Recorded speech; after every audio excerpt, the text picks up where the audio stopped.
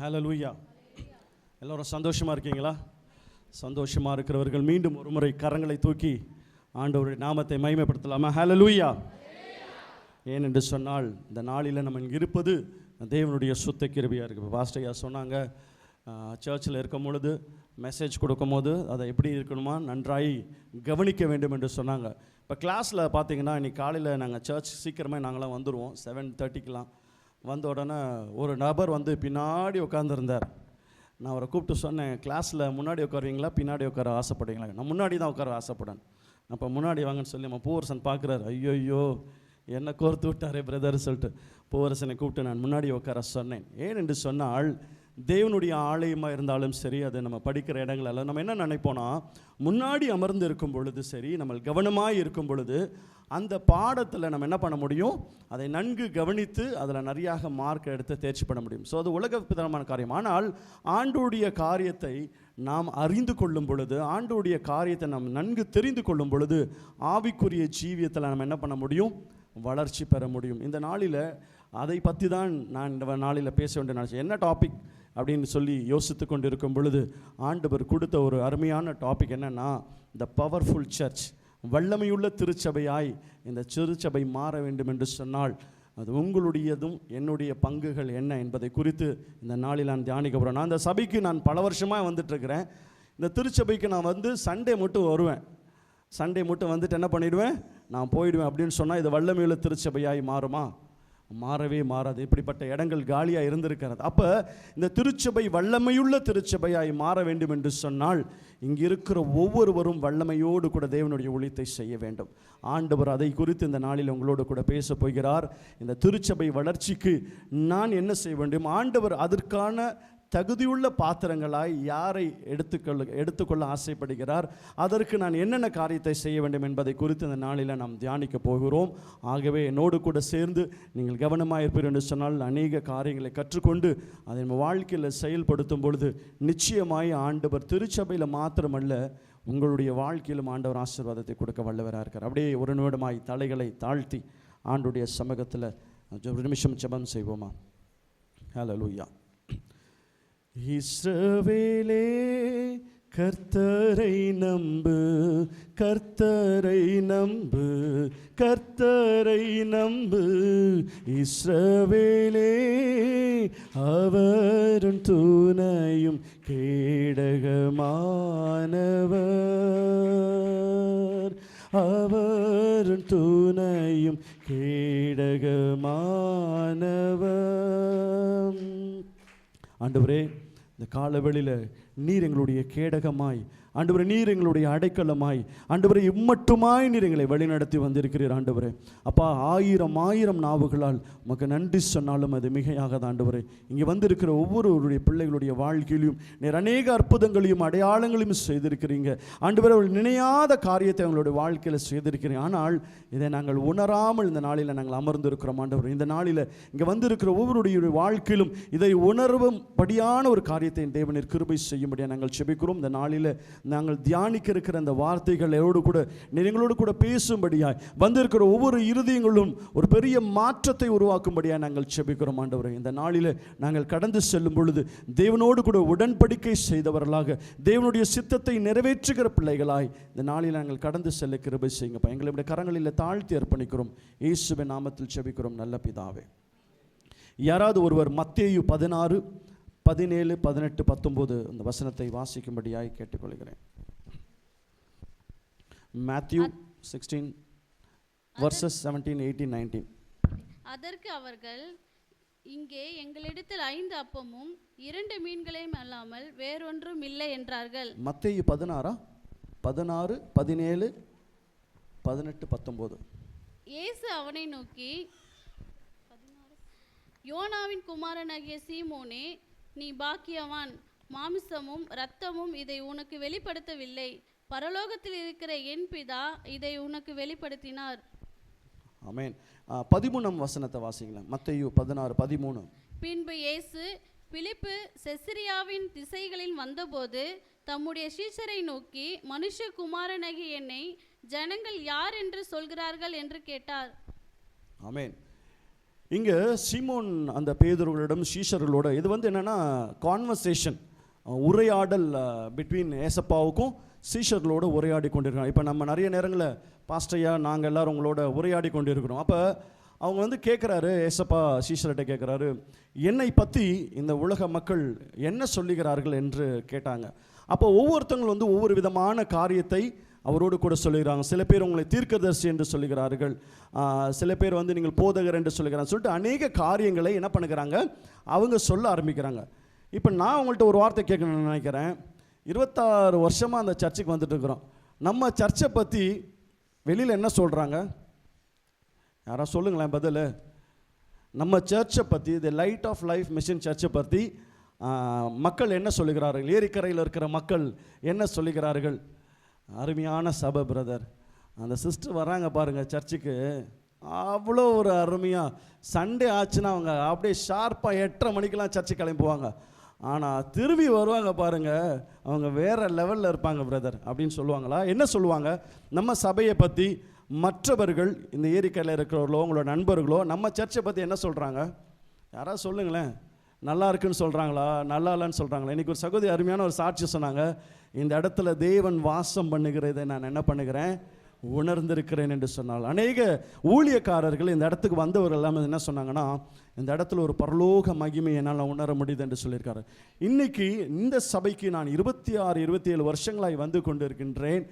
ஆனால் என்னுடைய சபையை பற்றி இப்படியெல்லாம் பேசுகிறார்கள் என்று சொல்லி உங்கள்கிட்ட அநேகர் பேசியிருப்பாங்க. அந்த மாதிரி ஏதாவது பேசியிருந்தா தயவுசெய்து நீங்கள் என்னோட கூட ஷேர் பண்ண முடியாது நான் உங்களை கேட்டுக்கொள்கிறேன். என்ன சொன்னாங்க? யாராவது சொல்லுங்களேன். ஒரு இன்ட்ராக்டிவ் செஷனாக இருக்கணும்னு சொல்லிட்டு நான் ஆசைப்பட்றேன். சர்ச்சை பற்றி, நம்ம லைட் ஆஃப் லைஃப் மிஷன் சர்ச்சை பற்றி கலை என்னம்மா ஏதாவது சொல்கிறாங்களா? என்ன சொல்கிறாங்க? சரி, ரொம்ப சந்தோஷம். சர்ச்சு ரொம்ப நல்லா இருக்குன்னு சொல்கிறாங்க, நல்லா இல்லைன்னு சொல்கிறவங்க இருப்பாங்க, இப்படியெல்லாம் இருப்பாங்க. ஆனால் தேவனுடைய சபை என்று சொல்லும் பொழுது அது எப்படியா இருக்க வேண்டும் என்பதை இந்த நாளில், search is not a building. சில பேர் என்ன நினச்சிருக்காங்கன்னா, சர்ச்சுன்றது வந்து ஒரு பெரிய பில்டிங். இன்றைக்கி அநேகரை நான் பார்க்கிறேன், அநேக விசுவாசிகள், அநேக கிறிஸ்தவர்களை பார்க்குறோம். ஒரு சர்ச் ஒரு பெரிய பில்டிங் பிரம்மாண்டமாக இருந்தா என்று சொன்னாங்க. அவங்க அதை பார்த்து போகிற ஒரு கூட்டமாக காணப்படுகிறது. ஒரு கூட்டம் அப்படிப்பட்ட கூட்டமாக இருக்குது. ஒரு பெரிய பில்டிங் இருக்குது, அந்த சர்ச் பயங்கரமாக டெக்கரேட் பண்ணி இருக்குது அப்படின்னு சொல்லும் போது அதை பார்த்து போகிற இடம் சரியான இடமா? இதுதான் சர்ச்சா? அப்போனா சர்ச் என்றால் என்ன? What is mean by church? Church என்றால் என்ன? சர்ச் என்பது வந்து யாரோ ஒருத்தர் வாசிக்கலாம், அப்போஸ்தலர் 7:48.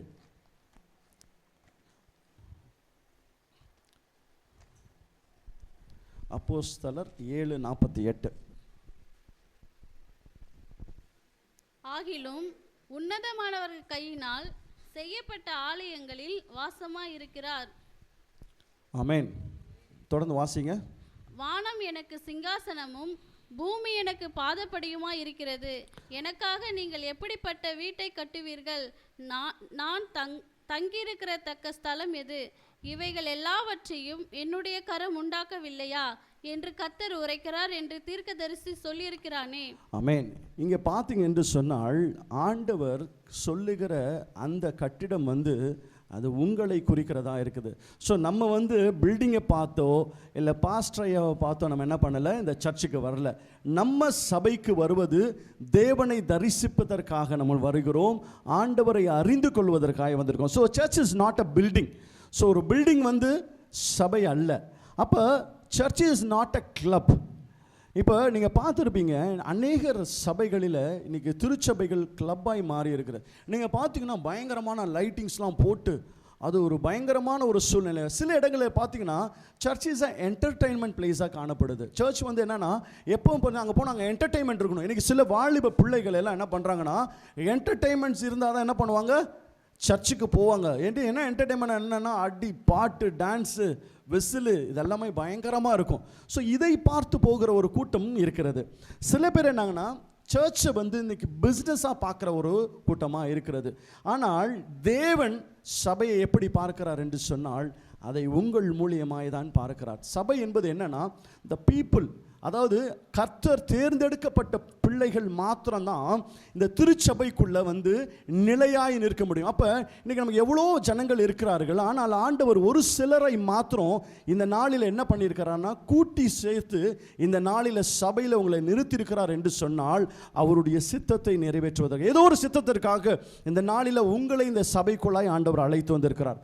அவருடைய நோக்கம், அவருடைய சித்தம் என்பதை நீங்கள் யாருமே அறிந்துக்கணும், ஆனால் ஆண்டவர் அறிந்திருக்கிறார். அப்போ ஆண்டவருடைய சித்தத்தை நான் நிறைவேற்ற வேண்டும் என்று சொன்னால், ஆண்டவர் இந்த காரியத்தை குறித்து என்னோடு என்ன செய்ய போகிறார் என்று சொன்னால், அதற்கு முதலாவதாக என்னுடைய ஆலயமாகிய என்னுடைய இருதயத்தை ஆண்டவருக்கு நான் திறந்து கொடுக்கும் பொழுது, ஆண்டவரே நீர் என்னுடைய இருதயத்துக்குள்ளே வாங்க, ஆண்டவரே நீங்கள் என்னோடு கூட பேசுங்க ஆண்டவரே என்று சொல்லி நம் ஆண்டவருக்கு அர்ப்பணிக்கும் பொழுது கர்த்தர் உங்களுடைய காரியங்களில் அவர் என்ன பண்ணுவார், இடைப்பட ஆரம்பம் செய்வார். ஸோ இந்த நாளில் நான் என்னுடைய திருச்சபைக்கு வருவது எதற்காக என்று சொன்னால், 2 முக்கியமான காரியங்கள். நான் சர்ச்சுக்கு சண்டே மாத்திரம் போகிறது மாத்திரம் அல்ல, இங்கே வந்திருக்கிற ஒவ்வொரு விசுவாசிகளும் ஆண்டவருடைய ஊழியத்தை செய்ய வேண்டும் என்று சொல்லி தான் உங்களை அழைத்து கொண்டு இந்த நாளில் வந்திருக்கிறார். ஒரு சபை வளர்வதற்கு ஒரு முக்கிய காரணம் யார் என்று சொன்னால், மந்தைகள் ஆகிய நீங்கள் தான் இந்த சபையை வளர்க்க வேண்டும்.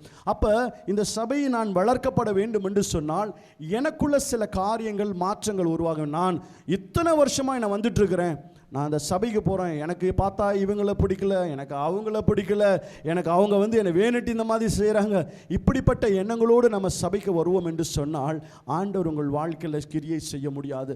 அப்போ நான் ஆண்டவருடைய ஊழியத்தை செய்ய வேண்டும், ஆண்டவருடைய சித்தம் என்னுடைய வாழ்க்கையில் நிறைவேற வேண்டும் என்று சொன்னால் நான் தேவனுக்கு என்னுடைய இருதயத்தை முழுமையாக மாத்திரமல்ல உண்மையாய் திறந்து கொடுக்க வேண்டும். இன்னைக்கு அநேகர் பார்த்தீங்கன்னா, இன்னைக்கு அநேக விசுவாசிகளை பார்க்கிறோம், அவர் வெளியரங்கமான காரியங்கள் எல்லாம் ரொம்ப அழகா இருக்கு, ஆனால் அவர்களுடைய உள்ளான இருதயத்தில் உண்மை இல்லை.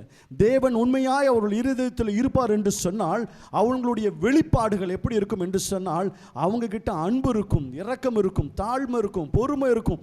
இது எதுவுமே இல்லாதபடி நான் வெறும் ஒத்த வேஷம் தரித்து வாழ்ந்து கொண்டு இருப்பேன் என்று சொன்னால் அந்த விசுவாசியினால் ஆத்துமாக்களை அறுவடை செய்ய முடியாது. அப்போ என் வாழ்க்கையில் இந்த சபையுடைய வளர்ச்சிக்கு இங்கே இருக்கிற ஒவ்வொருவரும் உத்தரவாதத்தை கர்த்தர் உங்கள் மேல் வைத்து இருக்கிறார். அப்போ அந்த ஊழியத்தை நான் இங்கே இருக்கிறவர்கள் நான் செய்ய வேண்டும் என்று சொன்னால், கர்த்தருக்கு ஏற்ற மகனாய் மகளாய் நான் மாறவில்லை என்று சொன்னால் கர்த்தருடைய ஊழியத்தை செய்ய முடியாது. இந்த திருச்சபையை அடுத்த லெவலுக்கு என்ன பண்ண முடியாது, நம்மளால் நெக்ஸ்ட் லெவலுக்கு கொண்டு போக முடியாது. அப்போ இங்கே இருக்கிற ஒவ்வொரு பிள்ளைகளுக்கும் கர்த்தர் உத்தரவாதம். இன்றைக்கி நான் பார்க்குறேன் அநேகரை சபைக்கு வருகிற நேரத்தை நாங்கள் இது திரும்பி நான் ரிப்பீட்டடாக நான் சொல்கிறதுக்கு காரணம் என்னென்னு சொன்னால், தேர் இஸ் அ சீக்ரெட். ஏனென்று சொன்னால் கர்த்தர் உங்கள் வாழ்க்கையில் வாரம் முழுவதும் எவ்வளோ நன்மை செய்கிறாரு. அந்த ஞாயிற்றுக்கிழமை ஒரே ஒரு நாள் மாத்திரம்தான் நம்ம தேவனை ஆராதிக்க வரோம். அதை ஆராதிக்க வருவது பயத்தோடு பக்தியோடு நீங்கள் கர்த்தரை தொழுது கொள்ளும் பொழுது கர்த்தர் உங்கள் வாழ்க்கையில், நான் நேற்றைய தினத்தில் நான் ஒரு காரியத்தை பேசி கொண்டிருந்தேன், நான் என் பிள்ளைகளோட அப்பப்போ நான் பேசுவேன். அப்போ என்னென்னு சொன்னால், கர்த்தரை நீங்கள் நேரத்துக்கு வந்து ஆராதிக்கும் பொழுது, நேரத்துக்கு வந்து கர்த்தரை துதிக்கும் பொழுது கர்த்தர் எப்படி இருப்பார் தெரியுமா, உங்கள் வாழ்க்கையில் பிரச்சனைகள் வரும் பொழுது, ஒரு சகோதரி சொன்னாங்க, நான் சோர்ந்து போய் அமர்ந்திருந்தேன், ஆனால் தேவன் என்னை தேற்றி என்னை தைரியப்படுத்தினார். இந்த நாளில் நான் சேலஞ்ச் பண்ணி சொல்கிறேன், நீங்கள் தேவனுக்கு உண்மையாக இருப்பீர்கள் என்று சொன்னால், கர்த்தருக்கு உங்களை நீங்கள் அர்ப்பணிப்பீர்கள் என்று சொன்னால் கர்த்தர் உங்கள் வாழ்க்கையில் பிரச்சனைகள் வரும் பொழுது, உங்கள் பிரச்சனைகளிலே அவர் வேகமாய் ஓடி வந்து உங்களை அந்த பிரச்சனையிலிருந்து காப்பாற்ற வளர். ஏன் என்று சொன்னால் அவர் நிச்சயமாய் உங்களை பார்ப்பார். இப்போ ஒரு ஸ்கூலில் ஒரு எக்ஸாம் நடக்குதுன்னா அந்த எக்ஸாம் பேப்பர்ஸை திருத்திட்டு இருப்பாங்க டீச்சர்ஸ், பார்ப்பீங்களா? நீங்கள் பார்த்தீங்கன்னா அந்த டீச்சருடைய கவனம் அந்த 10 பிள்ளைகள் மீது ரொம்ப ரொம்ப ரொம்ப கேர்ஃபுல்லாக இருப்பாங்க. பார்த்துருப்பீங்களா? அது இந்த ஃபஸ்ட்லேருந்து 10th ரேங்க் வர வரைக்கும் அந்த பிள்ளைகள் மீது அவங்களுடைய ஃபோக்கஸ் எப்பயுமே ஜாஸ்தி இருக்கும். ஏன் தெரியுங்களா? அந்த பிள்ளைகள் அருமையாய் படிக்கிறவர்களாக இருக்காங்க, கர்த்தரை அறிந்தவர்கள். அவர் அந்த கிளாஸில் வந்து அவங்க ரொம்ப ப்ரில்லியண்ட்டாக இருப்பாங்க. அப்போ அந்த 10 பேர்கள் அவர்களுடைய ரெக்கார்டில் வந்து அவங்க ஃபஸ்ட்டு மார்க் பண்ணி வச்சுருக்க அந்த 10 பேராக தான் இருப்போம். அந்த பிள்ளைகள் மீது அவ்வளோ கான்சன்ட்ரேட் பண்ணாங்க. இது எதனால் என்று சொன்னால், அவங்க அந்த பாடத்தை கவனிப்பதனால அந்த பாடத்தின் மீது அதிக ஈர்ப்பு உடையது. அதே இல்லாமல் அந்த டீச்சர் சொல்கிற காரியத்தை கேட்டு அந்த மார்க்ஸ் அதிகமாக எடுக்கிறனால அந்த குழந்தைகள் மீது அந்த டீச்சருடைய கவனம் மாத்திரம் அப்படியே இருந்து கொண்டே இருக்கும். அப்படியாக உங்கள் வாழ்க்கையில் தேவனுக்கு நீங்கள் பிரியமாய் நடக்கும் பொழுது, கர்த்தருடைய சித்தத்தை நீங்கள் செய்யும் பொழுது உங்களையும் ஆண்டவர் என்ன பண்ணுவார், கவனமாய் கூர்ந்து நோக்கி பார்த்து கொண்டே தான் இருப்பார். நீங்கள் போகிற இடமெல்லாம், நீங்கள் எங்கெல்லாம் செல்லுகிறீர்களோ அங்கெல்லாம் தேவனுடைய சமூகம் உங்கள் பின்பதாய் கடந்து வந்து கொண்டே தான் இருக்கும். எப்பெல்லாம் உங்களுக்கு பிரச்சனைகள் வருகிறதோ, எப்பெல்லாம் உங்களுக்கு ஆபத்துக்கள் வருகிறதோ, அந்த இடத்துல ஆண்டவர் இம்மீடியட்டாக வந்து உங்களுக்கு என்ன பண்ணுறார், ஆத்திரமாய் வந்து தப்பு வைப்பார். ஆண்டவருடைய அருமையான ஒரு பாட்டு இருக்குது. அந்த பாடை, விசுவாசத்தால் நீதிமான் இன்றும் என்றும் பிழைப்பான். ஆண்டவருக்கு நீங்கள் விசுவாசமாக இருக்கும் பொழுது, கர்த்தருடைய சித்தத்தை நீங்கள் செய்யும் பொழுது, கர்த்தர் உங்களை வேகமாக உங்கள் பிரச்சனைகள் சூழ்ந்து இருக்கும் நேரங்களில், யாரும் இல்லாத நேரத்தில், தனிமைப்பட்ட நேரத்தில், நீங்கள் அழுந்து புலம்புகிற நேரத்தில் உங்களோடு கூட இயேசு உங்களோடு கூட உங்களை தேறுதல் படுத்த நல்லவராக இருக்கிறார். இன்றைக்கி நம்மள அநேகருடைய வாழ்க்கையில் தனிமை காணப்படுகிறது. எல்லோருடைய வாழ்க்கை, நான் என்ன செய்ய போகிறேன், என் வாழ்க்கை எப்படியாய் மாறப்போகுது என்கின்ற ஒரு பெரிய கேள்விக்குறி எல்லாருக்கும் இருக்குது. இன்றைக்கி நிறைய வாலிப பிள்ளைகளுக்கு அந்த இருக்குது, நம்ம பெற்றோர்களாகிய நமக்கு இருக்குது. என் பிள்ளை வாழ்க்கை இப்படி ஆக போகுது, என் கையில் ஒன்றுமே இல்லை. நீங்கள் யோசிச்சு பாருங்கள், நீங்களும் சின்ன பிள்ளைங்களாக இருந்தீங்கல்ல. நம்ம சின்ன பிள்ளைங்களாக இருப்போம், நம்ம அப்பா அம்மாலாம் பயங்கர கஷ்டப்பட்டுருக்காங்கல்ல. எங்களுக்கெல்லாம் தெரியும் கஷ்டம்னா. இன்றைக்கி நிறையா பிள்ளைங்களுக்கு தெரியாது, நம்ம பசங்களுக்கெல்லாம் தெரியாது. ஆனால் நம்ம கஷ்டப்பட்டது தெரியும். ஆனால் நாங்கள் எப்படி ஆண்டவரே, நான்லாம் யோசிச்சிருக்கேன், நாங்கள் எங்கள் வாழ்க்கை என்ன ஆகுது, எங்கள் அப்பா ஒரு பாஸ்டர், காணிக்கை கொடுத்தா தான் எங்களுக்கு சாப்பாடு, என் வாழ்க்கையெல்லாம் படிக்க வைப்பாரா? எங்கள் அப்பா எங்களை படிக்க வைக்க முடியல. ஒரு ஸ்டாண்டர்டுக்கு அப்புறம் சொல்லிட்டார், தம்பிங்களா இதுக்கு மேலே என்னால் படிக்க வைக்க முடியாது, நீங்கள் என்ன பண்ணுங்கள், ஒரு வேலை செஞ்சு எப்படியாவது பொழைச்சி உங்கள் வாழ்க்கையை நடத்திக்கோங்கன்றார். அப்போ என் வாழ்க்கையில் ஒரு பெரிய கேள்விக்குறியானது என்ன தெரியுங்களா, எப்படி ஆக போகுதுன்னு தெரியல. எனக்கு கல்யாணம் ஆகுமா, எனக்கெல்லாம் பிள்ளைங்க பிறப்பாங்களா, அவங்களெல்லாம் நான் நல்லா வச்சுக்க முடியுமா, என்ன நடக்க போகுது ஆண்டவரே என்று சொல்லி கேட்டுக்கொண்டு இருக்கும் பொழுது, உங்களுக்கே தெரியாத ஒரு நபர் உங்களோடு கூட நடந்து வந்தே இருக்கார். இன்றைக்கி எத்தனை வருஷங்களுக்கு அப்புறம், 47 வருடங்களுக்கு அப்புறமாய் நான் கடந்து வந்த பாதைகளை திரும்பி பார்த்தேன் என்று சொன்னால், நான் கண்ணீரோடு கூட கர்த்தருக்கு நான் நன்றி செலுத்த முடியும். இன்றைக்கி உங்கள் வாழ்க்கையில் நீங்கள் யோசித்து பாருங்களேன், எத்தனையோ ஜேர்னி உங்கள் வாழ்க்கையில் நடந்துருப்பீங்க. நீங்கள் இன்றைக்கி நீங்கள் அப்படியே கொஞ்சம் திரும்பி பாருங்கள். நீங்கள் சில நேரங்களில் உங்கள் வாழ்க்கையில் நினச்சிருப்பீங்க, நான் என்ன பண்ண போகிறேன் அடுத்துன்னு தெரியாத ஒரு சூழ்நிலையில் இருந்திருப்பீங்க, அழுந்திருப்பீங்க. ஐயோ என் பிள்ளை படிக்கணுமே, இவ்வளோ ஃபீஸ் கட்டணுமே. ஆனால் இத்தனை வருஷம் பிள்ளை ஆண்டவர் வளர்த்து வந்திருக்கிறார்ல. யோசிச்சு பாருங்களேன், எத்தனையோ லட்சங்களை நீங்கள் கட்டியிருக்கிறீங்க. யோசிச்சு பாருங்கள், சின்ன கிளாஸில் இருந்து இப்போ பார்த்தீங்கன்னா உங்கள் பிள்ளைங்க காலேஜ் போகிற லெவலுக்குலாம் வந்திருப்பாங்க. ஆனால் ஒவ்வொரு வருஷம் ஃபீஸ் கட்டி அந்த பிள்ளைகளை பாதுகாத்து, நீங்கள் காலையில் எழுந்துச்சு ஸ்கூலுக்கு அனுப்பிச்சிடுங்க, அதுக்கப்புறம் நீங்கள் பின்னாடியே தான் உங்கள் பிள்ளைங்களை பார்த்துட்ருக்கிறீங்களா? அப்போ அந்த 8 மணி நேரம் அந்த பிள்ளை அந்த ஸ்கூலில் இருக்குது, அவங்க பிள்ளைகளை தேவன் பாதுகாத்திருக்கிறார். இன்றைக்கி நிறைய பேர் என்ன பண்ணுறோன்னா, கர்த்தருடைய ஆசீர்வாதத்தையும் அவர் நமக்கு செய்கிற காரியத்தை நிறைய பேர் உணர்ந்து கொள்வதே இல்லை. அதனால தான் ஆண்டவர் மீது அன்பு இல்லாமல் போகிறது. அதனால தான் பாஸ்டர் சொன்னது போல், சர்ச்சுக்கு போகலாம், அப்புறமா போய்க்கலாமே, அடுத்த வாரம் போய்க்கலாமே, இப்போ போய் தான் ஆனுமா, இந்த வாரம் இது முக்கியமானா எனக்கு இதுதான் முக்கியம் என்று சொல்லி நம்ம கருதுகிறோம். தவிர்க்க முடியாத காரியத்தை ஒன்றும் செய்ய முடியாது. ஆனால் வர முடியாமல் இருக்கிறீர்கள் பார்த்தீங்களா, அதுதான் நம் தேவனுக்கு செய்கிற பெரிய துரோகமாய் மாறிடும். அப்போ நான் கர்த்தருடைய ஊழியத்தை செய்ய வேண்டும் என்று சொன்னால், கர்த்தருடைய சித்தத்தை நான் செய்ய வேண்டும் என்று சொன்னால், என்கிட்ட 5 முக்கியமான காரியங்கள் எனக்கு தேவைப்படுகிறது. என்ன தெரியும் என்று சொன்னால், யாரால் ஒருவர் எடுத்து மத்தேயு 28:19-20 வாசிங்களேன். Matthew 28:19-20. ஆகையால் நீங்கள் புறப்பட்டு போய் சகல ஜாதிகளையும் சீசராகி, பிதா குமாரர் பரிசுத்த ஆவி நாமத்தினாலே அவர்களுக்கு ஞானஸ்நானம் கொடுத்து, நான் உங்களுக்கு கட்டளையிட்ட யாவையும் அவர்கள் கை கொள்ளும்படி அவர்களுக்கு உபதேசம் பண்ணுங்கள். ஆமென். இதோ உலகத்தின் முடிவு பரியந்தமும் சகல நாட்களும் நான் உங்களுடன் கூட இருக்கிறேன் என்றார். ஆமென். எப்போ ஆண்டவர் உங்களோட கூட இருக்கிறார் தெரியுங்களா? எல்லாரும் சொல்லுவாங்க, சதா காலங்களையும் ஆண்டவர் உங்களோட கூட இருப்பார் அப்படி சொல்கிறார். எஸ், ஆண்டவர் சதா காலங்கள் உங்களோட கூட இருப்பார். ஆனால் எப்போ இருப்பார் என்பது, ஒரு வசனத்தை நம்ம வாசிக்கும் பொழுது அதற்கு முன்பதாய் என்ன நடந்தது, அதற்கு பின்பதாய் என்ன நடந்தது என்று சொல்லி நம்ம என்ன பண்ண வேண்டியது இருக்குது, அதை அறிந்து நம்ம வாழ்க்கையில் செயல்பட வேண்டியதாக இருக்குது. ஆண்டவர் இந்த காரியத்தை சொன்னதற்கு காரணம் என்னன்னா, அவர் சொல்லுகிறாரு, சீஷர்களை நீங்கள் புறப்பட்டு போய் என்ன பண்ணுங்க, தேவனுடைய ஊழியத்தை செய்யுங்கள், அப்பொழுது சதா காலங்களையும் நான் உங்களோடு கூட இருப்பேன், உங்களை மரண பரியந்தும் நான் வழி நடத்துவேன் என்று சொல்லி ஆண்டவர் என்ன பண்ணுறாரு, உங்களுக்கு ஒரு பெரிய வாக்குறுதியை கொடுக்குறார். இந்த நாளில் கர்த்தர் உங்களை இந்த திருச்சபையில் கொண்டு வந்து சேர்த்ததற்கு ஒரு முக்கிய காரணம் உண்டு. என்ன தெரியுமா? 26 வருஷம் 27 வருஷம் நான் உட்காந்த இடத்துல என்ன பண்ணணும், உட்காந்துக்கிட்டே தான் இருக்கணும், எங்கேயும் என்ன பண்ணக்கூடாது, நகரக்கூடாது, யாருக்கிட்டையும் போயிட்டு இயேசு உண்மையுள்ள தேவன் என்பதை என்ன பண்ணக்கூடாது, சொல்லக்கூடாது. கரெக்டா சிஸ்டர்? யார்ட்டையுமே சொல்லக்கூடாது, அமைதியாக இருக்கணும். சண்டே ஆனால் மட்டும் என்ன பண்ணணும், சர்ச்சுக்கு போகணும், திரும்பி வீட்டுக்கு வந்து பிரியாணி சாப்பிட்டு கம்மன் படுத்து தூங்கிடணும் அப்படின்னு ஆண்டவர் சொல்லலை. உங்களை இந்த இடத்துல ஆண்டவர் திருச்சபையில் ஒரு அங்கத்தினராய் வைத்திருக்கிறார் என்று சொன்னால், உங்களை சுவிசேஷம் சொல்வதற்காக, நீங்கள் மற்றவர்களிடம் போய் தேவனுடைய வார்த்தையை சொல்லுவதற்காய் உங்களை கர்த்தர் இந்த நாளில் என்ன பண்ணியிருக்கிறாரு, தெரிந்தெடுத்து நீங்கள் வேற சமூகத்தில் இருந்த உங்களை கர்த்தர் பிடித்து இழுத்து இந்த இடத்துல கொண்டு வந்து வச்சிருக்காருன்னா அதில் தேவனுடைய சித்தம் இருக்கிறது. சும்மா ஒன்றும் அங்கே ஆண்டவர் இந்த சர்ச்சில் உங்களை யாரையும் கூட்டிகிட்டு வரல. He has got some plan. ஒவ்வொருத்தரும் மீதும் ஆண்டவர் என்ன பண்ணியிருக்காரு, சில பிளான்ஸ் வச்சிருக்காரு. ஆனால் அந்த பிளான்ஸ் உங்கள் வாழ்க்கையில் நிறைவேறும் என்று சொன்னால், உங்களை தேவனுக்காய் நீங்கள் என்ன பண்ணணும், உங்களை கர்த்தரிடம் உங்களை அர்ப்பணிக்கும் பொழுது கர்த்தர் உங்களை எடுத்து பயன்படுத்துவார். ஆண்டவருடைய வார்த்தையை சொல்லியிருக்கிறது, நீங்கள் புறப்பட்டு போய் இங்கே சண்டே இருந்து நீங்கள் கிளம்பி வெளில போகிறீங்களா, ஒரு வாரத்தில் நீங்கள் எத்தனை பேரை மீட் பண்ணுவீங்க? சுமாராக சொல்லுங்களேன். சுமாராக ஒரு 15 பேர் 20 பேரோட இன்ட்ராக்ட் பண்ணுவோம்.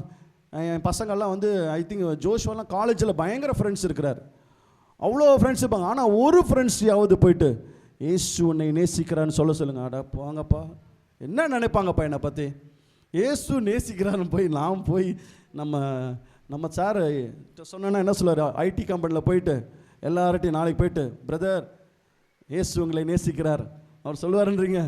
ஏன்னா அங்கெல்லாம் பைத்தியம் பிடிச்சிச்சா, வேலையை விட்டு துரத்திடுவாங்க. நீங்கள் ஏசு நேசிக்கிறாருன்னு, உங்கள்கிட்ட இருக்கிற கிரியைகள், உங்கள்கிட்ட இருக்கிற இயேசுவின் அன்பு அது மற்றவர்களை தொடும். நீங்கள் ஒன்றுமே செய்வேனா, ஆண்டவர் நீங்கள் நடத்துகிற நடத்தைகளிலே, தம்பி நீ என்ன பண்ணி சந்தோஷமாக இருக்கியே, உனக்குள்ளே என்ன நடக்கிறது என்பதை என்ன பண்ணுவாங்க, அவர்கள் புரிந்து கொள்வார்கள். அப்பொழுது there is a chance, God will give chance to each and every one of you. ஒரு சந்தர்ப்ப சூழ்நிலைகளை கர்த்தர் உங்களுக்கு கொடுப்பார். ஆனால் அந்த சந்தர்ப்ப சூழ்நிலைகளை நீங்கள் நழுவ விடுவீர்கள் என்று சொன்னால் இந்த திருச்சபை வளராது. இந்த திருச்சபை வளர வேண்டும் என்று சொன்னால் இயேசுவுடைய சத்தியத்தை, உண்மையை மற்றவர்களுக்கு நீங்கள் அறிக்கையிட வேண்டும். அப்போலாஜிஸ்டிக்னு சொல்லிட்டு நான் ஒரு கிளாஸ் அட்டன் பண்ணேன். அப்போலாஜிஸ்டிக் என்று சொன்னால், நான் அறிந்த என் தேவனை, அதை பற்றி நான் மற்றவர்களுக்கு விளக்கி அவர்கள் புரியும்படி சொல்ல வேண்டுமா. அது மாத்திரமல்ல, உலக தேவர்களை அவர்கள் சத்தமிட்டு கூறுகிறார்கள், அதை விட அதிகமாக என்னுடைய சத்தம் உயர்ந்து காணப்பட வேண்டும் என்று சொல்லியிருக்குது. இங்கே இருக்கிற ஒவ்வொருவருமே என்ன தெரியுங்களா, அப்போலாஜிஸ்ட். நீங்கள் எல்லாம் தேவனுடைய நாமத்தை மகிமைப்படுத்துகிறவர்கள். கர்த்தர் அதற்காக தான் உங்களை அழைத்து வந்து இந்த சபைகளை வைத்திருக்கிறார். அப்போ நான் கர்த்தருடைய ஊழியத்தை செய்ய வேண்டும் என்று சொன்னால், கர்த்தருடைய சித்தத்தை நான் நிறைவேற்ற வேண்டும் என்று சொன்னால், நான் தேவனுக்கு ஒற்ற பிள்ளையாய் நான் மாற வேண்டும். அப்போ நான் தேவனுடைய பிள்ளையாய் மாற வேண்டும் என்று சொன்னால், வெளியில் உள்ளவர்கள் இந்த ஆலயத்திற்குள்ளதாய் வர வேண்டும்.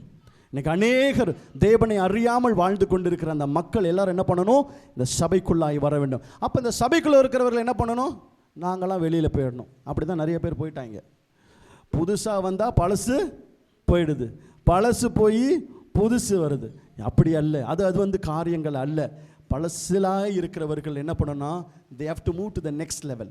ஒரு ஆர்கனைசேஷனில் பார்த்தீங்கன்னா, நீங்கள் ஒரு சாதாரண என்ன சொன்ன ஸ்டெனோவா ஜாயின் பண்ணுவாங்க, அதுக்கப்புறமா அவங்க சீனியர் ஆவாங்க, அதுக்கப்புறமா என்ன பண்ணாங்க மேனேஜர்கள் ஆவாங்க, அவருடைய தரம் உயர்த்தப்பட்டு கொண்டு போயிருக்கிறது. இது வந்து உலக பிரகாரமாய் நடக்கிறது. அப்போ தேவனுடைய ஆலயத்திற்கு ஒருவன் வரும் பொழுது, அவன் கிறிஸ்துவை அறிந்து வரும் பொழுது, அவன் சாதாரண ஒரு பேபியாய் வந்து என்ன பண்ணுறான், ஆண்டவரை அறிந்து கொள்ளும் பொழுது அவனுக்குள்ள ஒரு மெச்சூரிட்டி லெவல் வளர வேண்டும்.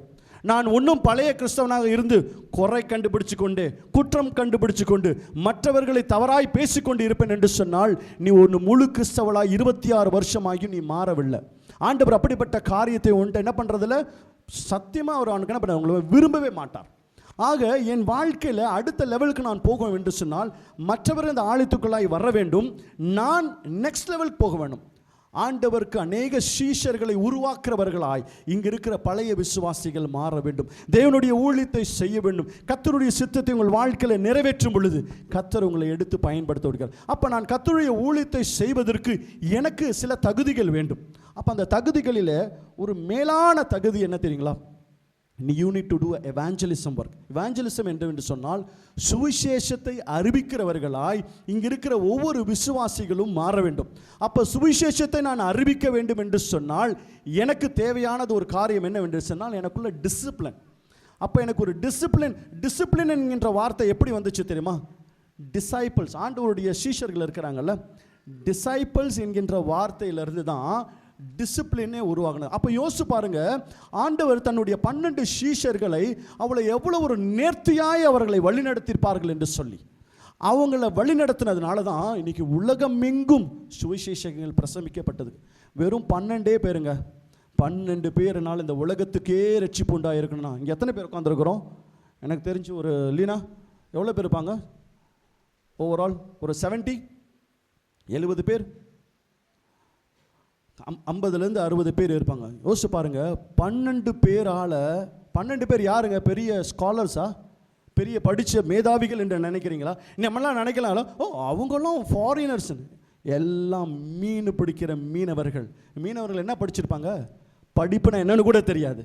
அப்படிப்பட்டவர்களை ஆண்டவர் பயன்படுத்தி உலகம் முழுவதற்கும் ரட்சிப்பை உருவாக்க முடியும் என்று சொன்னால், இங்கே இருக்கிற ஒவ்வொருவரையும் ஆண்டவர் பயன்படுத்த என்று சொன்னால், இந்த சபைக்குள்ள பாஸ்டரையா சொன்ன மாதிரி முன்னாடியும் வாங்கணும், சைட்லையும் வாங்கணும், பின்னாடியும் வாங்கணும். ஆண்டவர் உதவி செய்வார். ஆனால் இதற்கு முதலாவது நீங்கள் உங்களை தயார் செய்து கொண்டு, நீங்கள் உங்களை தேவனுடைய சமூகத்தில் உங்களை அர்ப்பணிக்கும் பொழுது, ஆண்டவரே இந்த ஊழியத்தில் நான் இத்தனை வருஷமாய் வந்து கொண்டு இருக்கிறேன், ஞாயிற்றுக்கிழமை வந்து போகிற விசுவாசியாக இல்லாதபடி என்னால் முடிந்த அளவுக்கு என் தேவனுடைய சத்தியத்தை நான் மற்றவர்களுக்கு சொல்லுவேன், அவர்களை தேவனுடைய அன்புக்குள்ளாய் நான் இழுத்து வருவேன் என்று சொல்லி உங்களை நீங்கள் கர்த்தருக்காய் அர்ப்பணிக்கும் பொழுது, கர்த்தர், நான் சொல்கிறேன், உங்கள் வாழ்க்கைகள் மாற்றப்படும். நீங்கள் இருக்கிற நிலைமையில் இருக்க மாட்டீங்க.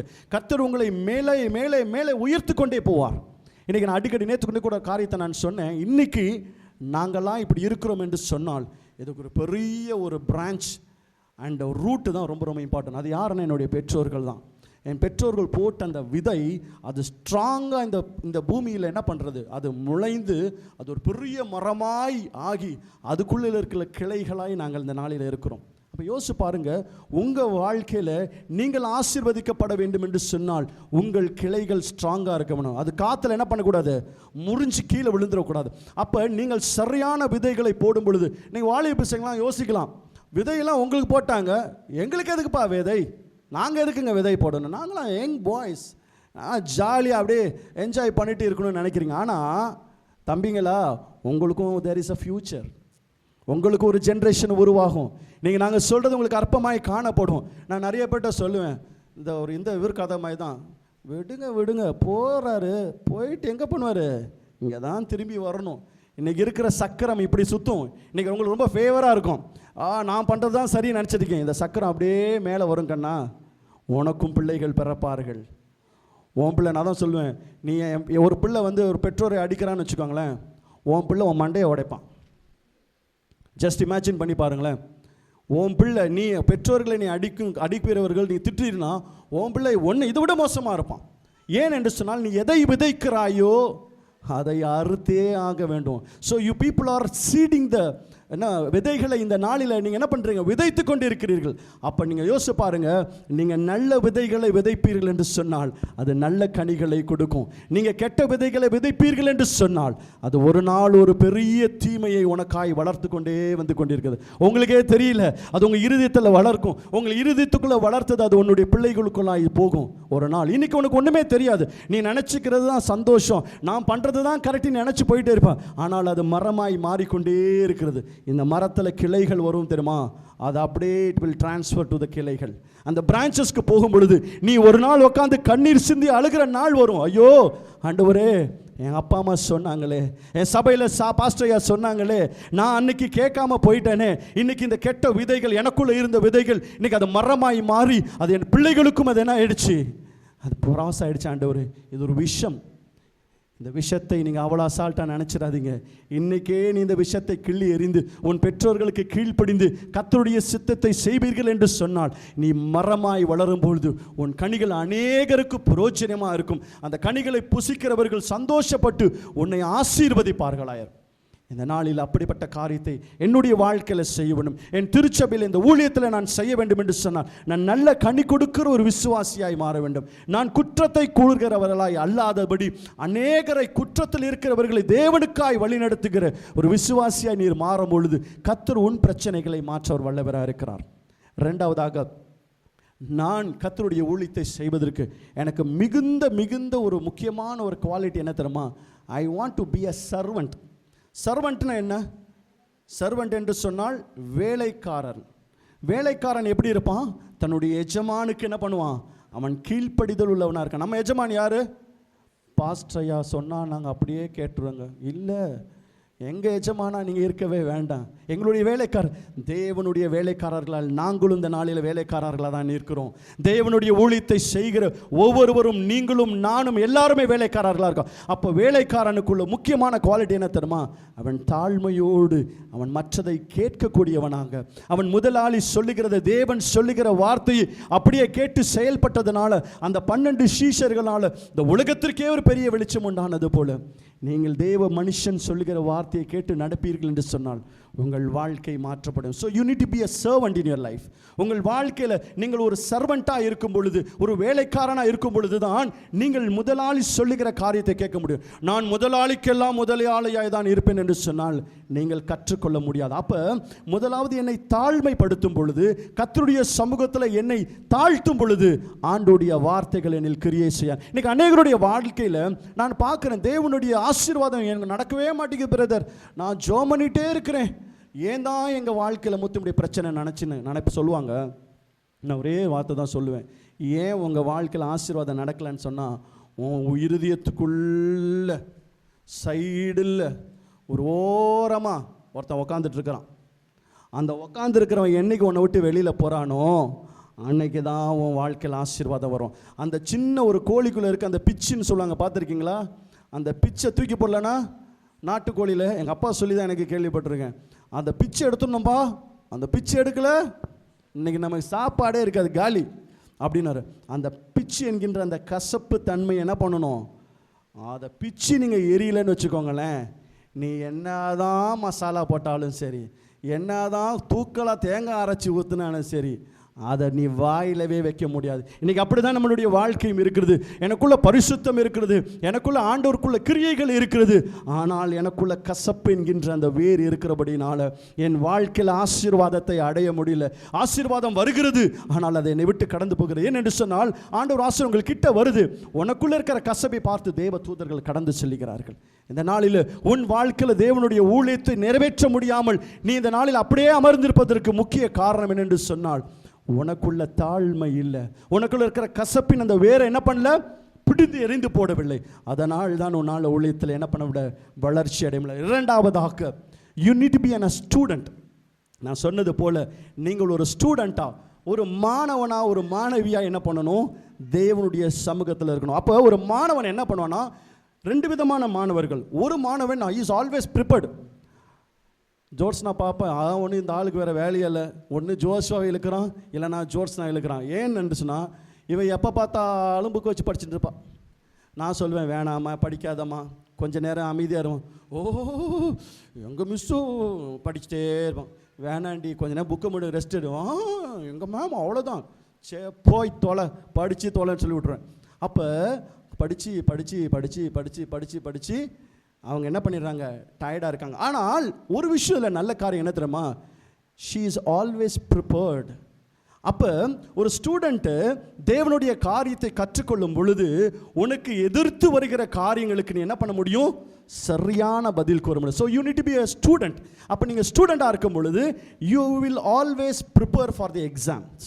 ஸோ நீங்கள் அந்த எக்ஸாம்ஸ்க்கு எப்பயும் என்ன பண்ண பண்ணணும், ப்ரிப்பேர் பண்ணுகிறவர்களாக, அந்த காரியங்களை கற்றுக்கொள்கிறவர்கள், தேவனுடைய ஊழியத்தை செய்யக்கூடியவர்களாக, தேவனுடைய சட்ட திட்டங்களை அறிந்தவர்களாக இருக்கும் பொழுது நீங்கள் மற்றவர்களிடம் கொண்டு போய் சுவிசேஷத்தை சேர்க்க முடியும். மூன்றாவதாக சிம்பத்தைசர்.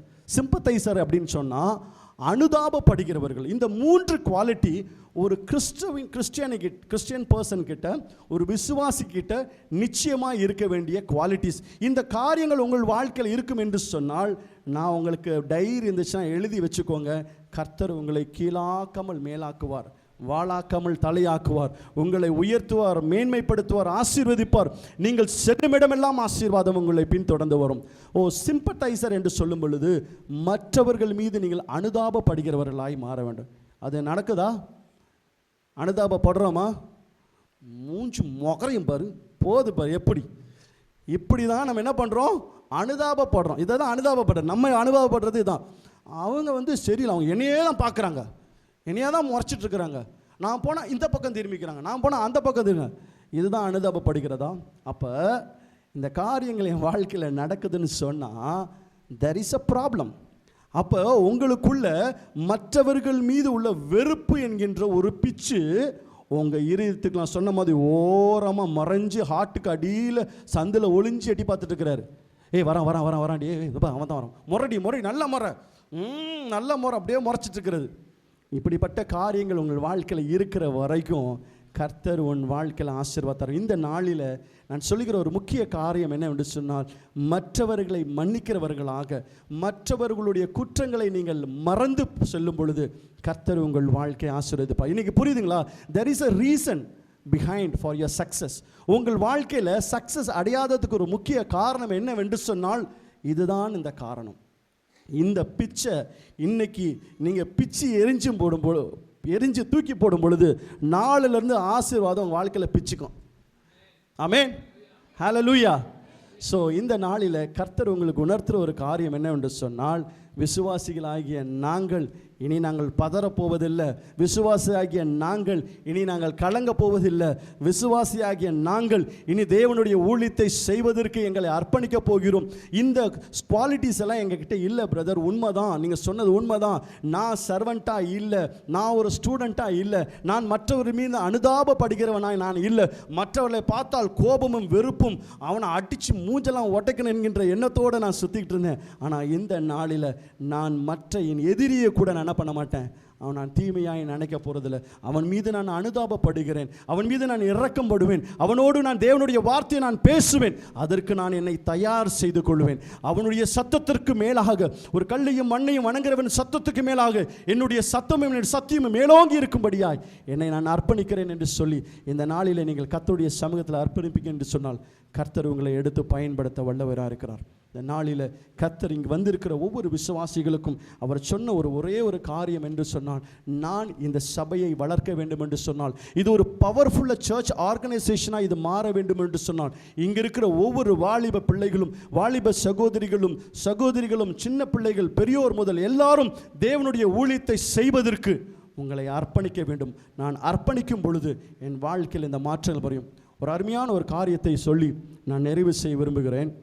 இன்னைக்கு ஒரு பிரதர் சொன்னார், கிறிஸ்டியன்ஸாக இல்லாதவர்களை நான் எப்படி பார்க்குறேன் தெரியுமா பிரதர் அப்படின்னு சொன்னார். நான் எப்படி பார்க்குறீங்க? ஐசியூவில் இருக்கிற ஒரு பேஷண்ட்டாக நான் பார்க்குறேன்னு சொன்னார். யோசிச்சு பாருங்கள் பிரதர். இன்றைக்கி என் வீட்டில் நான் ஃபார் எக்ஸாம்பிள் நான் என்னையே எடுத்துக்கிறேன். நான் ஒரு ஹாஸ்பிட்டலில் அட்மிஷன் ஆகிருக்கிறேன், ஐசியூவில் படுத்திருக்கேன். என் பையன் சர்ச் வந்து உட்காருவானா? என் பொண்ணு மொபைலில் நோண்டுவாளா? உட்காந்து டிவி பார்த்துட்ருப்பாங்களா? பார்ப்பாங்களா? பார்க்க மாட்டாங்கல்ல. என்ன பண்ணுவாங்க? அந்த ஐசியூ வாசலில் அழுந்து புலம்பி கொண்டு இருப்பாங்க. யோசிச்சு பாருங்கள்.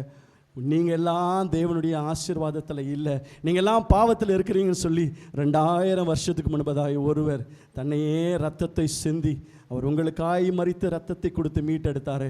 அந்த தேவனுக்கு நீங்களும் நானும் இந்த நாளில் என்ன செய்ய யோசிச்சு பாருங்களேன். இன்றைக்கி அநேகர் கர்த்தரை அறியாமல், தேவனுடைய சத்தியத்தை அறியாமல் அவங்க ஐசியூவில் இருக்கிறது போல் அவங்க வாழ்ந்து கொண்டு இருக்கிறார்கள். அந்த ஐசியூவில் இருக்கிற பேஷண்ட்டுக்காக என்னைக்கா நீங்கள் ஜெபிச்சிருக்கீங்களா? அவங்களோட காய் நீங்கள் போய் சத்தியத்தை சொல்லியிருக்கிறீங்களா?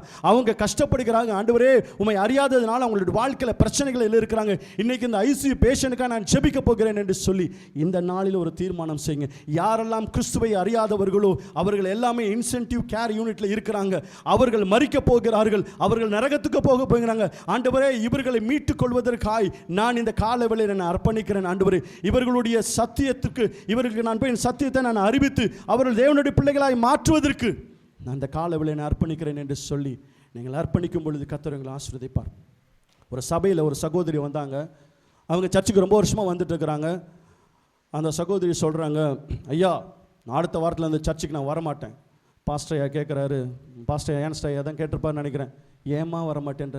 நீ நல்லா ஊழியத்தில் இருக்கிற பிள்ளை, ஆவிக்குரிய ஜீவத்தில் வளர்ந்த பிள்ளை, நீ அநேக காரியத்தை ஊழியத்தில் ஈடுபாடாக இருக்கிற பிள்ளை, ஏன் வரமாட்டேன்னு சொல்கிற? இல்லை அந்த பொம்பளை என்னையே பார்த்து என்னை குறை சொல்லிக்கிட்டே இருக்கா. நானும் பார்த்துட்டேன், 3 வாரமாக பார்க்குறேன் பாஸ்டர் ஐயா, நான் வரமாட்டேன் பாஸ்டர் ஐயா அடுத்த வாரத்துலேருந்து. பாஸ்டர் ஐயா சொன்னார், அம்மா நீ பரவாயில்ல, வரலன்னா பரவாயில்ல, அடுத்த ஒரே ஒரு வாரம் மட்டும் வா, ஒரு மாற்றம் உருவாகும். அந்த மாற்றம் இல்லைன்னா நீ என்ன பண்ணு, சர்ச்சுக்கு வராதன்னாரா? சரி பாஸ்டர். பாஸ்டர் அம்மையா அந்த மங்களுக்கு அவ்வளோ ஒரு மரியாதை. அடுத்த வாரம் சர்ச்சு ஸ்டார்ட் ஆகணுன்னு பாஸ்டர் வெயிட் பண்ணியிருக்காரு, மேடம் வராங்க. பாஸ்டர் நீங்கள் ஏதோ வர சொன்னீங்க, உங்களுக்காக தான் நீங்கள் வந்தேன் பாஸ்டர். பாஸ்டர் சொல்கிறாரு, நான் சொல்லுகிற ஒரு காரியத்தை நீ செய்வியான்னு கேட்டாராம். அப்போ சகோதரன், ஐயோ என்ன பாஸ்டர் எப்படி சொல்கிறீங்க? பாஸ்டர் மேலே பயங்கர மரியாதை உள்ள அவங்களுக்கு, கண்டிப்பாக நீங்கள் எது சொன்னாலும் நான் செய்வேன். பாஸ்டர் ஒரு தட்டு கொடுத்தாராம், தட்டு மேலே ஒரு கிளாஸ் வச்சாராம், கிளாஸ் ஃபுல்லாக தண்ணி ஊற்றிட்டார். தண்ணி ஊற்றிட்டு அந்த பொண்ணு கையில் கொடுத்துட்டாராம். கொடுத்துட்டு சர்ச்சு முடிகிற வரைக்கும் இந்த பக்கமாக வந்து அந்த பக்கமாக போனோம், திருப்பி இந்த பக்கமாக வந்து அந்த பக்கமாக போனோம். இந்த கிளாஸ்லேருந்து ஒரு ட்ராப் தண்ணி என்ன பண்ணக்கூடாது, கீழே சிந்திடக்கூடாது. அதை ரொம்ப கவனம். கண்டிப்பாக பாஸ்டர் நீங்கள் சொல்லிட்டீங்களே பண்ணாமல் இருப்பேன் சொல்லிட்டு அவங்க அப்படியே அடி மேல் அடி வச்சு போயின்னு இருக்கிறாங்க. தண்ணி தான் ஃபுல் ஃபோக்கஸ், அப்படியே போயிட்டே இருந்தாங்களாம். சர்ச்சு முடிகிற வரைக்கும் நடந்துட்டுருக்குறாங்க. பாஸ்டரை பார்ப்பாங்க, நடமா. நீங்கள் யோசித்து பாருங்கள், இங்கே நான் யாரையாவது தண்ணியை கொடுத்து அனுப்பிச்சணும், தண்ணியை பாதியில் ஏன் மூஞ்சி ஊற்றிட்டு போயிடுவாங்க. ஏயா சும்மா இருக்கிற உட்கார விட்டு உங்கள் எல்லாம் விசுவாசியம் உட்காந்துருப்பாங்க, நான் தண்ணியை சுற்றி வந்துருக்கணுமா, நான் பைத்தியமா, நான் பைத்தியக்காராளி, இந்த ஆளை நம்பி வந்த பரிசப்படம் ஓடியே போயிடுவாங்க. ஆனால் அந்த சகோதரி பாஸ்டரையா சொன்ன இடத்துக்கு தண்ணி எடுத்து நடந்துகிட்டே இருந்தான். அப்படியே கடைசியான நிறைவி பகுதி வந்தது. அப்பொழுது பாஸ்டரையா சொன்னாராம், எல்லாம் சர்ச்சு முடிஞ்ச உடனே, வாமா எப்படிமா இருந்துச்சு எக்ஸ்பீரியன்ஸு? என்ன பாஸ்டர் எக்ஸ்பீரியன்ஸு? இந்த தண்ணியை பார்த்துட்டு நடக்கிறது எக்ஸ்பீரியன்ஸா? இன்றைக்கி சர்ச்சுக்கு எத்தனை பேர் வந்தாங்கன்னு தெரியுமான்னு கேட்டாராம். நான் எங்கே பார்க்க முடிஞ்சிச்சு, நான் தான் ஃபுல்லாக நீங்கள் தண்ணியை கொடுத்தீங்கன்னா தண்ணியை தான் நான் பார்த்துட்டு போனேன். நீங்கள் நான் என்ன மெசேஜ் கொடுத்தேன்னாது உனக்கு தெரியுமா? நான் என்ன பண்ணேன், ஃபுல்லாக இதெல்லாம் ஃபோக்கஸ் ஆகுது. நீ போன வாரம் கோவப்பட்டு அந்த சகோதரி வந்துட்டு போன உன்னை முறைச்சாங்க தெரியுமான்னு, அவங்களே நான் பார்க்குறேன், நான் இதை பார்த்துட்டேன். இப்போ சொன்னாராம், பார்த்தியா உன்னுடைய ஃபோக்கஸ் தேவனுக்கு நேராக இருக்கும் பொழுது இது எதுவுமே உன் கண்ணுக்கு தெரியாது மகளே. நீ ஆண்டவரை பார்க்காமல் மற்றவர்களை பார்த்து கொண்டிருந்தாய் என்று சொன்னால் நீ விழுந்து நொறுங்கி செத்தே போயிடுவேன். ஜாக்கிரதையாயிரு. தேவனுடைய சமூகத்தில் வந்து இருக்கும் பொழுது மற்றவர்களை குறை சொல்லிக்கிட்டு குற்றம் கண்டுபிடிச்சுக்கிட்டு நீ தேவனுக்கு விரோதமான பாவத்தை செய்து கொண்டு இருக்கிறபடினால தான் உன் வாழ்க்கையில் ஆசீர்வாதம் இல்லை, நீ வேதனையோடு கூட இருக்கிற. இந்த நாளில் கத்தருக்காய் எப்படி நீ கான்சென்ட்ரேட் பண்ணி தேவனுடைய வார்த்தையை கேட்டையோ அதே போல தேவனை மாத்திரம் நோக்கி பார். இந்த உலகத்தை நீ பார்ப்பாய் என்று சொன்னால் நீ விழுந்து போய்விடுன்னு சொல்லி அவளை எச்சரித்து தேவனுடைய வார்த்தையை சொல்லி அவளை கடந்து போக செய்தாராம். இந்த நாளில் நாமும் கூட அப்படிப்பட்டவர்களாய் மற்றவர்களை பார்க்காதவர்களாய் தேவனுடைய சிலுவையை மாத்திரம் நோக்கி பார்த்து, ஆண்டவரே உம்முடைய ஊழியத்தை செய்வதற்கு மாத்திரம் நான் என்ன பண்ணுறேன், என்னை நான் தாழ்த்தி அர்ப்பணிக்கிறேன் என்று சொல்லி கர்த்தருக்காய் உங்களை நீங்கள் அர்ப்பணிப்பீர்கள் என்று சொன்னார். கர்த்தர் உங்களை நிச்சயமாய் உயர்த்தி உங்களை ஆசீர்வதித்து உங்களை மேன்மைப்படுத்தி உங்களை மாத்திரமல்ல, நான் சொன்னது போல உங்கள் ஜென்ரேஷன் பை ஜென்ரேஷன் ஆசீர்வதிக்க வேண்டும் என்று சொன்னால் நீங்கள் நல்ல விதைகளை போட்டு தேவனுக்காய் ஊழிய அறுவடை செய்யும் பொழுது அந்த அறுவடையை நிச்சயமாய் நீங்கள் அறுக்கும் பொழுது அது பெரிய பலனை தருகிற ஆசீர்வாதமாய் மாறும். உங்கள் வாழ்க்கையில் ஆசீர்வாதத்தை நீங்கள் பெற்றுக்கொள்ள வேண்டும் என்று சொல்லலாம். செல்லுகிற இடமெல்லாம் தேவனுடைய வார்த்தையை குறித்து சொல்லுங்கள், மற்றவர்கள்ட்ட போய் சொல்லுங்கள். இன்னிலிருந்து நீங்கள் மற்றவர்கள் தேவனை அறியாதவர்களை பார்க்கும் பொழுது அவங்க இன்சென்டிவ் கேர் யூனிட்டில் இருக்கிறாங்க என்பதை மாத்திரம் உங்கள் மனதில் வச்சுக்கோங்க. அப்போ உங்கள் குடும்பத்தில் இருக்கிறவர்கள் ஒரு ஹாஸ்பிட்டலில் இருக்கிறாங்கன்னா எப்படி வேதனையோடு செபிப்பீர்களோ அதற்காக நீங்கள் செபிப்பேன். நான் அநேக காரியங்களை, ஒரு அன்பு சகோதரன் எனக்கு ஒரு ஃபோட்டோ அனுப்பிச்சாரு, அந்த ஃபோட்டோவை பார்த்த போது என் கண்களில் கண்ணீர் வந்தது. தேவனுக்காய் எழும்பி வந்த ஒரு குடும்பம் இன்னைக்கு கல்லையும் மண்ணையும் வணங்குற தெய்வத்தின் பின்பதாய் அவன் ஃபோட்டோவை போட்டு கம்பீரமாக உட்கார்ந்திருப்பதை பார்க்கும் பொழுது எங்கள் கண்களில் தண்ணீர் வந்தது. ஆண்டவரே இந்த குடும்பத்தை நீங்கள் ரட்சிக்க மாட்டீங்களா என்று சொன்னேன். இந்த நாளில் அநேகர் அழிந்து கொண்டு இருக்கிறார்கள், அநேகர் தேவனை அறியாமல் ஓடிக்கொண்டிருக்கிறார்கள். இந்த நாளில் கர்த்தர் உங்களோடு கூட பேசிக்கொண்டிருக்கிறார். மகனே உன்னை ஏதோ ஒரு சித்தத்திற்காக தான் இந்த ஆலயத்துக்கு அழைத்து வந்திருக்கிறேன். நீ ஞாயிற்றுக்கிழமை வந்து போவதற்காக மாத்திரமல்ல, தேவனுடைய ஊழியத்தை இந்த நாளிலிருந்து நான் செய்கிறேன் என்று சொல்லி நீங்கள் அப்படியே முழங்கால் படிட்டு கண்களோடு மூடி, ஆண்டவரே இந்த நாளிலிருந்து என்னை முற்றிலுமாக என்னை தருகிறேன் ஆண்டவரே, ஜோர்ஸா இந்த நாளில் நான் என்னை தருகிறேன் என்று சொல்லி இந்த பாடல் என்னோடு கூட சேர்ந்து பாடி ஆண்டவருடைய சமூகத்தில் நான் அர்ப்பணிக்கும் பொழுது கர்த்தர் இந்த நாளில் உங்களை ஆசீர்வதித்து உங்களை மேன்மைப்படுத்தி உங்கள் வாழ்க்கையில் இத்தனை வருஷம் நீங்கள் கண்டிராத ஆசீர்வாதத்தை இந்த வருஷத்தின் முடிவதற்குள்ளதாய் கர்த்தர் உங்கள் இந்த வாழ்க்கையில் நீங்கள் உணர்த்தப்பட்டீர்கள் என்று சொன்னால், ஆண்டவரே இந்த பிச்சை என் இருதயத்தில் இருக்குது, நான் குற்றங்களை கண்டுபிடிக்கிறேன், மற்றவர்களை தேவையில்லாமல் பேசிக்கொண்டிருக்கிறேன் என்று சொல்லுபவர்களாக இருந்தீர்கள் என்று சொன்னால் இந்த நாளில் ஆண்டவருடைய சமூகத்தில் அர்ப்பணிப்பீர்களா? ஆண்டவரே நான் என்னை முற்றிலுமாய் நான் அர்ப்பணிக்கிறேன் ஆண்டவரே, இந்த பிச்சை இந்த நாளிலிருந்து நான் தூக்கி எறிகிறேன், இனி நான் யாரையும் குற்றம் இல்லாதவனாய் நான் பார்ப்பேன் ஆண்டவரே, ஊழியத்தை மாத்திரம் செய்வதற்கு நான் அர்ப்பணிக்கிறேன் என்று சொல்லி தேவனுடைய சமூகத்தை நம்ம அர்ப்பணிப்போமா? என்னை தருகிறேன் தருகிறேன் உம் கரத்தில், என்னை படைக்கிறேன் படைக்கிறேன் உம் பாதத்தில், என்னை தருகிறேன் தருகிறேன். எல்லாருமாய் கரங்களை தூக்கி, ஆண்டவரே இந்த காலை வேளையில என்னை முற்றிலுமாய் என்னை அர்ப்பணிக்கிறேன். வாழ்க்கையில் எவ்வளோ நன்மை செய்திருக்கிறீங்க. நான் மரித்திருந்தால் எத்தனையோ நாட்கள் ஆகியிருக்கும். உருவாக்குமே என்னை உருவாக்குமே உருவாக்குமே என்னை உருவாக்குமே. குயவனே உன் கையில் களிமண்ணால் உடைத்து உருவாக்குமே. குயவனே, குயவன் ஆகிய உம்முடைய கரங்களிலே காலை வேளையில் என்னை களிமண்ணாய் நான் கொடுக்கிறேன். ஆண்டவரே என்னை உடைத்து நாளில் என்னை உருவாக்கும்படியாய் ஜெபிக்கிறேன். என்னை தருகிறேன் தருகிறேன் உம் கரத்தில், என்னை படைக்கிறேன் படைக்கிறேன் உம் பாதத்தில், என்னை தருகிறேன் தருகிறேன். ஆண்டவரே இந்த கரத்தில் எங்களை தருகிறோம். என்னை படைக்கிறேன் படைக்கிறேன் உம் பாதத்தில், உருவாக்குமே என்னை உருவாக்குமே உருவாக்குமே என்னை உருவாக்குமே. ஹல்லேலூயா. ஆண்டவரே இந்த நாளில நாங்கள் கேட்டோம். ஆண்டவரே இந்த நாளில் இங்கே வந்திருக்கிற ஒவ்வொரு விசுவாசிகளும் ஆண்டவரே ஒரு சர்வனாக, ஆண்டவரே ஒரு ஸ்டூடெண்டாக, ஆண்டவரே மற்றவர்கள் மீது அனுதாபப்படுகிறவர்களாக ஆண்டவரே எங்கள் விசுவாசிகளை மாற்றுங்க. ஆண்டவரே இந்த நாளிலிருந்து தேவனுடைய ஊழியத்தை செய்வதற்கு ஆண்டவரே எங்களை நாங்கள் கரங்களில் தந்திருக்கிறோம். ஆண்டவரே குயவனாகிய நீர் இந்த நாளில் எங்களை வணைந்து உம்முடைய சித்தத்தை செய்வதற்கு இங்கே இருக்கிற ஒவ்வொரு பிள்ளைகளையும் என் தேவனீர் பயன்படுத்தும்படியாக நான் செபிக்கிறேன். ஆண்டவரே நாங்கள் சாதாரணமானவர்கள் அல்ல ஆண்டவரே, நாங்கள் அசாதீனமானவர்கள். தேவனுடைய ஊழியத்தை செய்வதற்காய் இந்த உலகத்திலிருந்து தேர்ந்தெடுக்கப்பட்டவர்கள். ஆண்டவரே இந்த கரம் இந்த பிள்ளைகளோடு கூட இருக்கட்டும். இந்த வார்த்தைகளோடு கூட கிரியை செய்யட்டும். ஆண்டவரே ஒவ்வொரு நாளும் அவர் செல்லுகிற இடமெல்லாம் தேவனுடைய நாமத்தை மகிமைப்படுத்துகிறவர்களாக, தேவனுடைய சித்தத்தை செய்கிறவர்களாய் இவர்களை நீர் ஆண்டவரே மாற்றும்படியா நாங்கள் செபிக்கிறோம். எங்களுடைய திருக்கரங்களில் தாழ்த்தி அர்ப்பணிக்கிறோம். இயேசுவின் நாமத்தில் செபிக்கிறோம் நல்ல பிதாவே, ஆமென்.